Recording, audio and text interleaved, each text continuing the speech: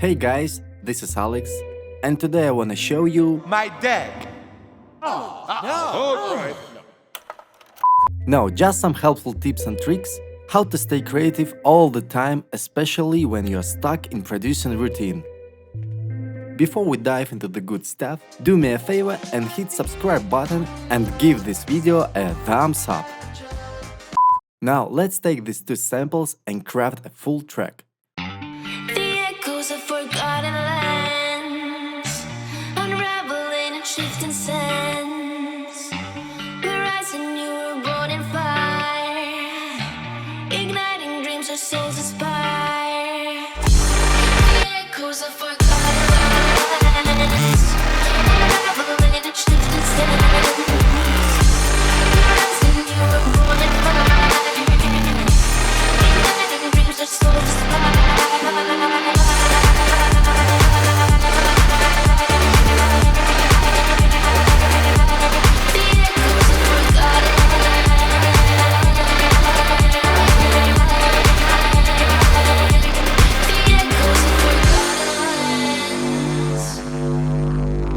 Tip number 1. Extracting unusual sounds. For this, I used guitar rig and picked a random preset to work its magic on our guitar sample.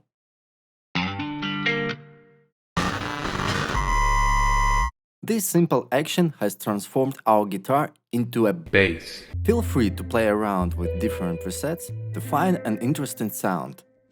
Tip number 2. Resampling. Let's transform our sound into a sample and add some tricks. Today I learned a new mind-blowing technique. Cut the sample down to its initial wavetable signal, copy and paste it throughout for a continuous waveform. Group them together and tweak the pitch knob and resample the result live. Tip number 3. Wavetable sound design. Now let's dive deeper into our sampled sound. Drop it into Wavetable Oscillator 1. Use LFO to manipulate positions in Oscillator 1 and 2.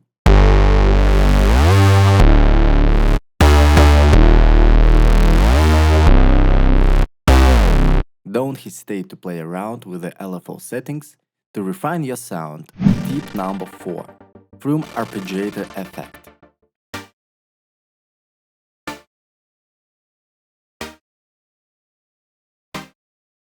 I think you have noticed that I used the same wavetable setting but a few octaves higher to create chords. To achieve that Flume chord style effect, play with the rate fader and automate it for precise control.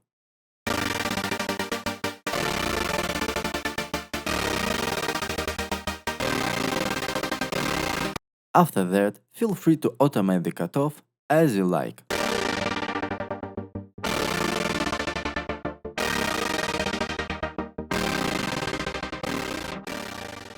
Tip number 5. Process your sounds. Let's level up those chords for a bigger, more atmospheric sound.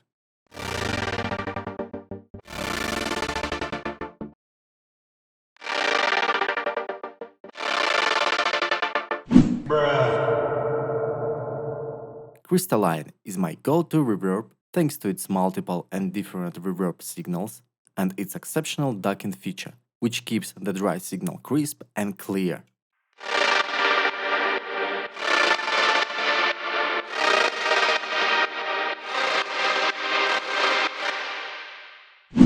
Tip number 6. Editing vocals. For a simple auto-panning effect, I'm using the Portal plugin. By the way, if you like this vocal sample, be sure you can find more vocals, high-quality free sounds, sample packs, valuable tutorials or even production services at our website. We are so much grateful for each and every one of you who support us choosing to embrace our products and services. The echoes of forgotten lands, unraveling and shifting sands. We're rising, you were born in fire, igniting dreams our souls aspire. Of course, you can achieve a similar effect with stock plugins, but Portal is a gem for sound design, offering intriguing and crunchy textures. If you would like to know more about this plugin and how it works, let me know in the comments. Next part, vocal chops. First, slice a vocal sample into pieces, then drag slices to the left or right using Ctrl, Shift and mouse knob to create a choppy effect. Afterwards, resample it.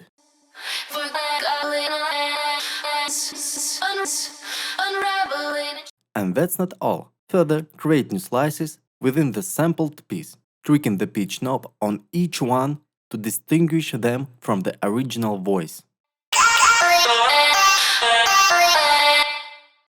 Tip number 7. Edit your drum loops and one-shots. Why it's so important? Because there is a bunch of producers who use the same samples every day, and the main goal is to make a track sound different. The heart of any drum setup is the Cock. I'll show you 2 ways how to fatten up kicks with a beefy low end. First way is using multipass by kilohertz.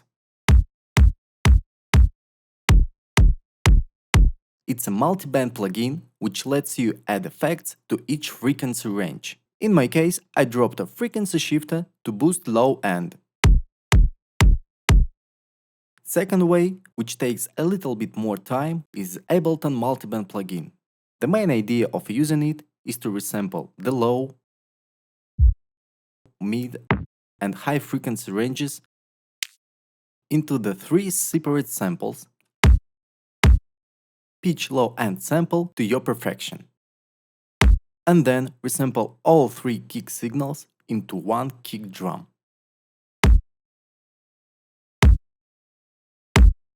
Sometimes I'm being too lazy to tweak effects knobs, sliders, and that's why I use Shaperbox.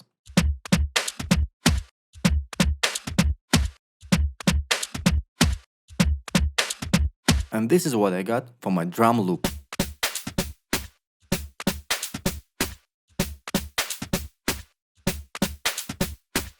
Number 9. Use samples from different genres.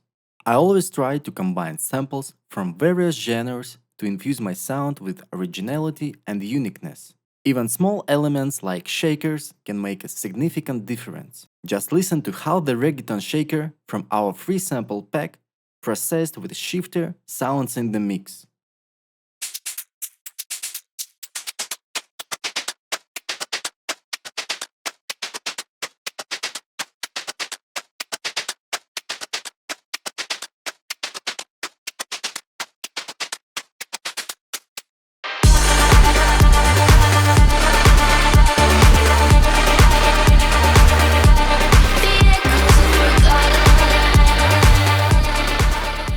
Trick number 10.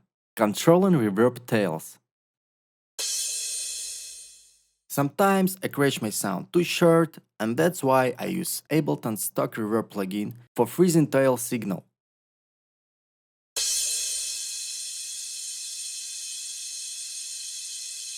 Resample it in real time and then add sidechain and see how it fits into the mix.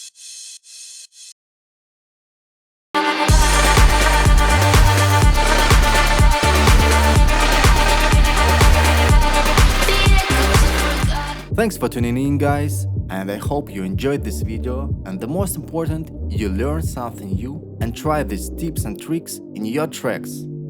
Don't forget to like, subscribe and share your thoughts in the comments. Until next time, and keep making great music.